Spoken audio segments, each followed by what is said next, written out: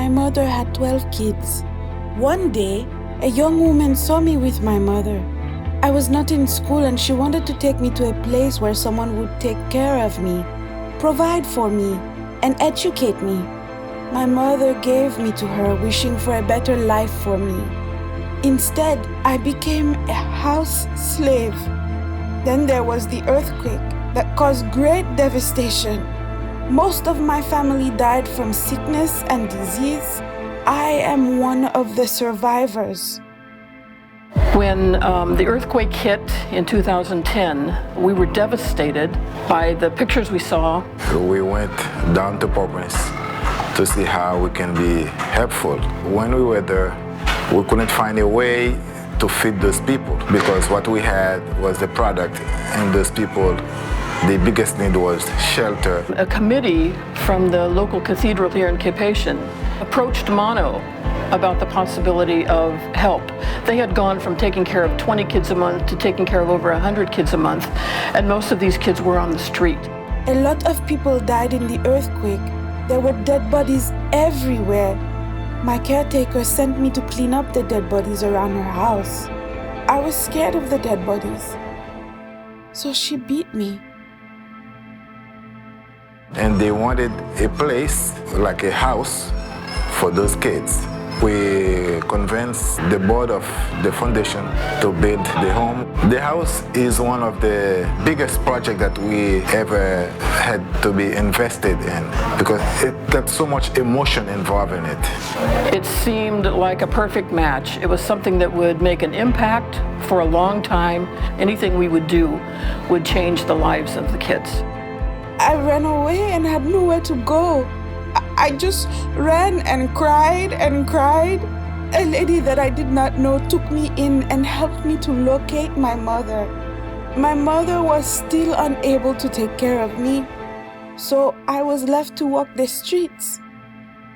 This is the poorest community in all of Cape Haitian. The minute we knew we were going to start the house here, we also began feeding children in the neighborhood. To complete the project wasn't a matter of just getting walls up and paint on. It also required construction of beds and purchase of mattresses. I mean, most of our program, we feed kids and they go home. Those kids, they will be staying in this house. It's like we will see them grow. It's like they become part of our life. We've probably had close to 100 kids come through here.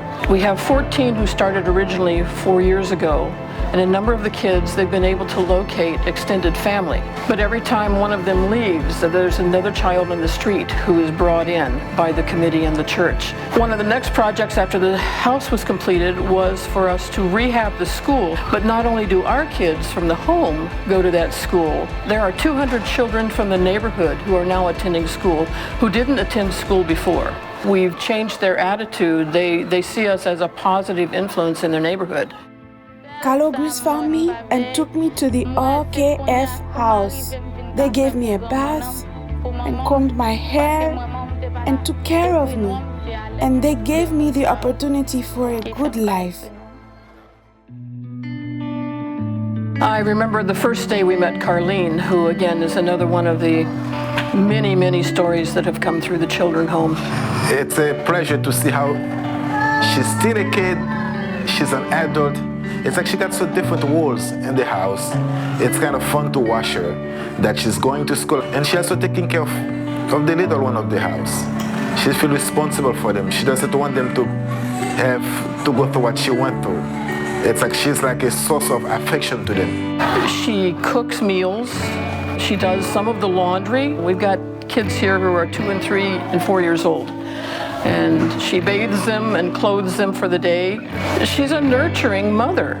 The thing that happens to kids here is they go from this deadpan look and this deep, deep sadness to realizing they have about 40 other brothers and sisters, and they get their personality back, in addition to getting their nutrition and their shakes every day and their meals and a place to sleep that's safe.